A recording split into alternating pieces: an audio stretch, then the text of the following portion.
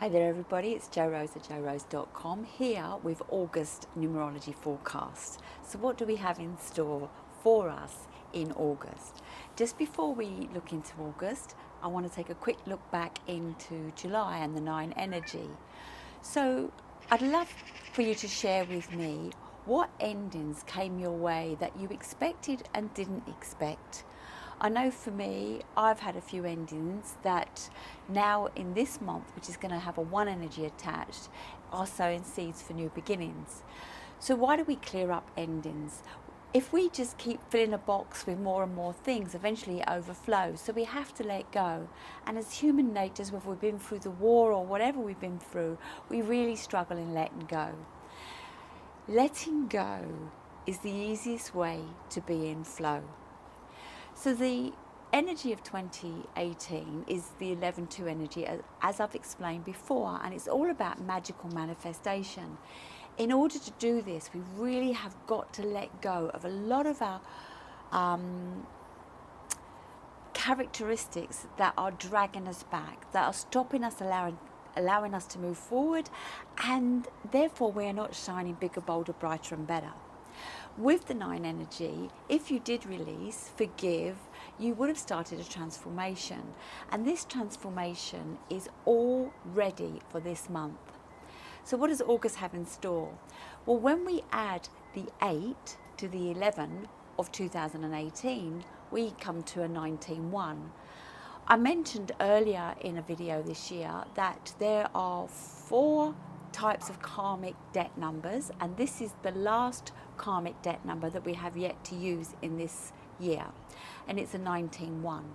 So when we look at the numbers, 1's all about beginning and 9's all about ending. To see a 19-1, it's about balancing the karma. So what you've started, you must complete. Beginnings bring endings, ready for a rebirth and a new beginning. And that's what I want you to really look at this month, is a new beginning, but a rebirth. And that you may still end up, because of the 9 energy, still letting go of things that you haven't quite let go of. So what are we going to be challenged with this month from the universe? Independence and the proper use of power. I've explained again before about the 1 millennium all being about the masculine energy, and I fight for me, myself, my family, my home, my land, my castle, etc. And the 2 energy that we find ourselves in is more of a very nurturing, cooperative, harmonious way of being. So yes, be independent, but let go of all the aggressive type masculine energies. Yes, 1 is a masculine energy, 9 is either a neutral or both energies. So all the odd numbers are the masculine, even numbers are the feminine, but 9 happens to have both or none, depends how you wish to look at it. So when we're focused on independence and properly using our power, we must be looking for a win-win. So let me ask you about your business. Does your business serve only you? Because if it is, and for many people I know, because I work with them, too busy chasing the money that we lose our creativity streak. When we make it not about the money and not about us, even though I will correct this further along, because until it's about us, we can't shine and be our strongest. However, when we have got to the level where we have dealt with ourselves, and again, I work with misguided individuals and awakening souls, people that are at crossroads or waking up feeling there has to be more, something better. This energy this month is really going to have you wake up for new beginnings. You may be forced to stand up for yourself. So it could be something in your accounts work, your finances, it could be in a relationship, it could be in a job, it could be dealing with your health at the hospital, it could be a number of things, but it's really about being forced to stand up for yourself. And when I say stand up for yourself, I don't mean like an oak tree, really rigid, because if we look at the negative side of the 1, can be very inflexible, controlling, and it's only my way. If you picture a 1 with the arrow, the point at the top, it's really like an arrow, precise, going in. So we need to let go of impatience, the aggressive behaviour, insecurities, frustration, controlling, being bossy or abrupt, and start looking for the creative part within us that is the solution solver. You may find yourself standing alone. And if you find yourself standing alone, like I explained with all emotions, ask yourself why. The chances are you're being asked to take off the mask, come away from the facade. When we start being true and authentic to ourselves, when we get our uniqueness and our individuality, which is what the one is about, we will start to attract like for like. At the moment, we're just attracting mask for mask, and that's not really who we are. While saying you may find yourself standing alone or being forced to stand up for yourself, I want to bring two more things to your attention. Much of the aloneness or loneliness may well be self-imposed. When do you ask for help? Be mindful of the support you resist. Is there help out there? Now, I know I've been challenged with support in my lifetime. Even currently, we're constantly working on everything that we're working on. And if it's not working, you need to take responsibility. You need to maybe step back, go inside and find out what it's saying to you. Chances are, and I know this from my own experience when I moved down from on the edge of London to Brighton, is I found myself very alone. And I struggled with this because I was very much a people person and I arranged anything and everything for the gatherings. But arriving here, I found myself alone. And first of all, I was really opposed to this energy. I didn't like it. I had too many questions, too many things. My moods would swing, etc., etc. But it was being alone that I started to realize who I was and working on me, for me, and not working on others, supposedly fixing others.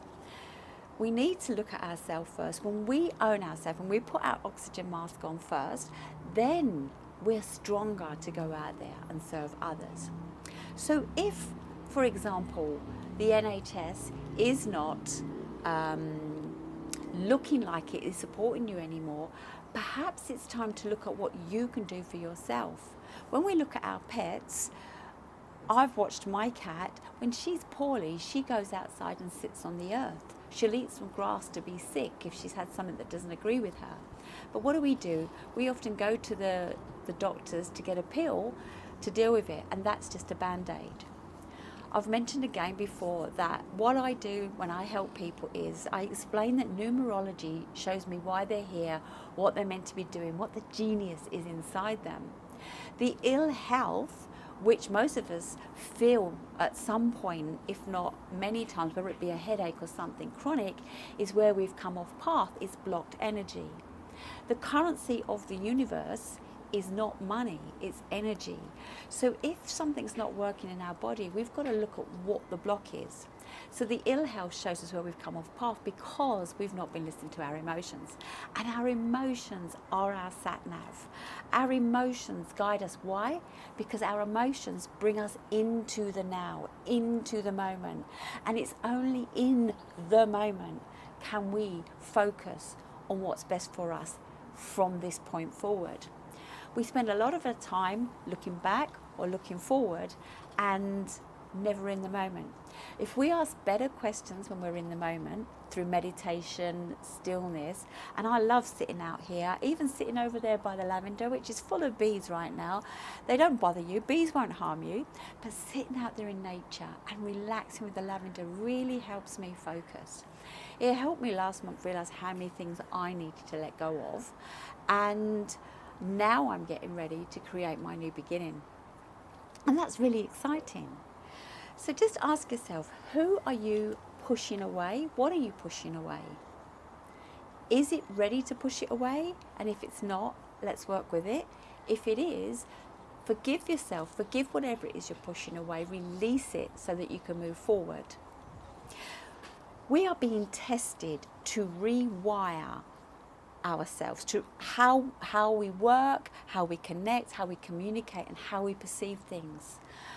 we've been raised, and I'm very much feel that the education system needs to change, but we've been raised in an education system which is all about the grade, to be a factory worker or a soldier, so that we can take command and do as we're told. However, the awakening is happening. They talk about the millennials not fitting in and doing different things. How can we deal with things differently?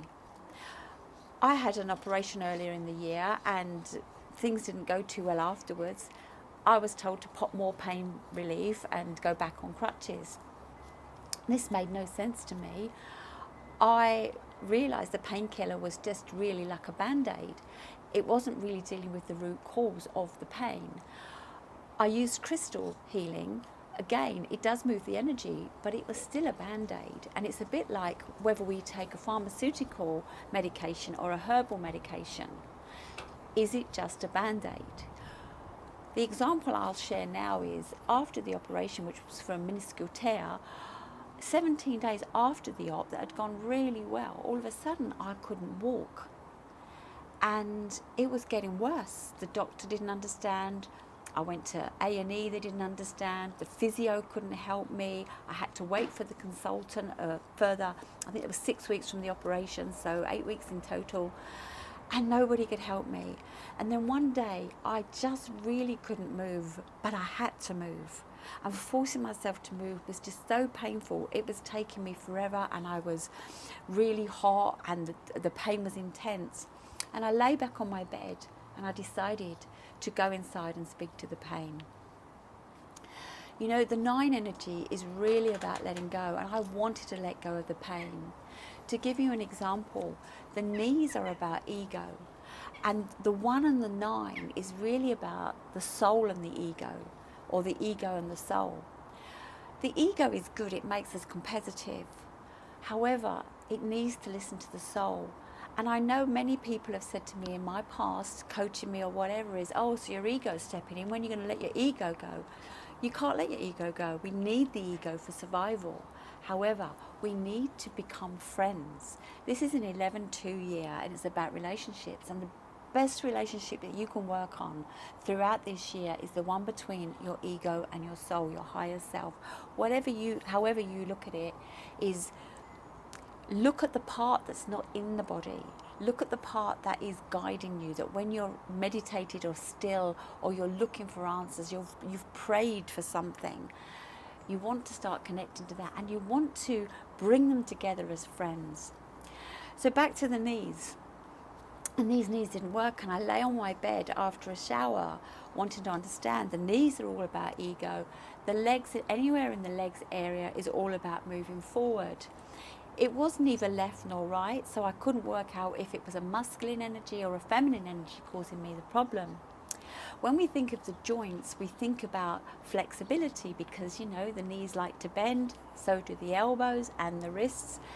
So it was all about, was I being too rigid? Was I being too controlling? And I thought to myself, you know what, I'm less egotistical and less rigid now than I've ever been. And I remember saying to myself, if anything, I'm more bent than straight. And this voice came into my ears, and I went, so I'm less ego, I'm more moving forward, less controlling. If anything, I'm more bent than straight. And this little voice went, Did it for the 3rd time, and this little voice almost shouted at me, like this. And I sat there and I was like, I'm more bent than straight. And I went, oh my gosh, I am more bent than straight. I realised I was bending and bowing to so many people in my life because of a number of reasons. I wanted to be loved and liked and valued and wanted and needed and all of these things. But really, seriously, the one person I needed to be listened to was myself. I sat with this and I visualised myself saying no more often than yes, and creating some boundaries that serve me. Not boundaries that I can't let people in, but boundaries where I know you can't go past that point because that's going against self-love for me. And you know I'm all about it being your life, LYFE, love yourself first every day. So it's really about this. So I sat with it for 10 minutes. Next, I got off the bed. and I've been able to walk so easily ever since. And I don't bend and bow to people. It's okay to say no. Now the 19-1, you may find it's that more aggressive energy. You need to become assertive. Do stand in other people's shoes. You want to see two sides of everything, so do stand in their shoes. See their point of view. You don't have to agree with it, and they don't have to agree with yours. But the 19-1 is really asking you to step up, step out, but not against. Be diplomatic, patient, and tolerant. The 1 energy is all about new beginnings. The focus really has to be about relationships, because the whole year is about relationships and awakening. It's about spiritual knowledge and your intuition. This month, sow new seeds for a win-win world, a win-win business, a win-win relationship. It's key to making the world a better place. The 1 energy is about the self. The 9 is about humanity. The 1 very masculine, the 9 is about both. We don't really want to be overly masculine or overly feminine. We need to balance. Sometimes we'll be one, sometimes the other. But as long as we keep bringing it back, we'll find that we will flow with the energy.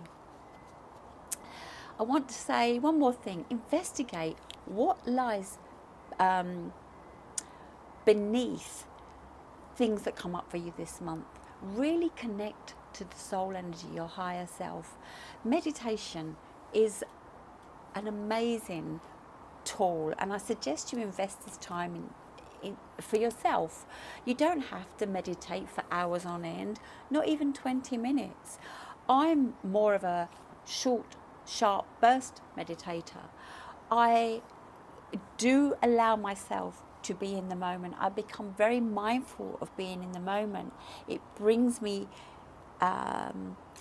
connecting to whatever I'm doing, and that allows all this talk in my head to stop talking and a download to come through, because we are connected to source. It is the way forward. It is the higher self. Now, depending on what personal month you're in will affect how it is. The universal energy is this 19-1. Another month for change. Another month for, if you want this transformation, if you want the abundant lifestyle that you want, if you want great relationships and just pure fulfilling joy in your life, you really need to do this deep inner work in this spiritual year. If you have any questions, please leave them below. If there's any new seeds that you're sowing and you just want to check in how it works with your numbers, please again leave me a comment. If you like this video, please just give me a thumbs up, share, subscribe. I'd love your help in raising awareness of how numerology can help us move forward. Remember, the currency of the universe is not money, it's energy. When we are focused on energy and we read our energy, we know what serves us and what does not serve us. I'm wishing you an amazing August. Get out there, get in nature, take walks, start asking yourself who you are and why are you here. If you want any help with that, why not have a session with me to find out what your mission is in life. Your purpose is simple. It's to feel whole and complete in whatever you do. But your mission is how you serve others. And it's not about bending and bowing to others. It's about doing what feels right for you, what lights you up, because whatever lights you up makes you an inspiration. And other people come to you and say, wow, I want what you've got. What are you doing? So if you want to learn more, please connect with me. It's jorose@jorose.com. I look forward to hearing from you. Thanks for watching. See you in my next video.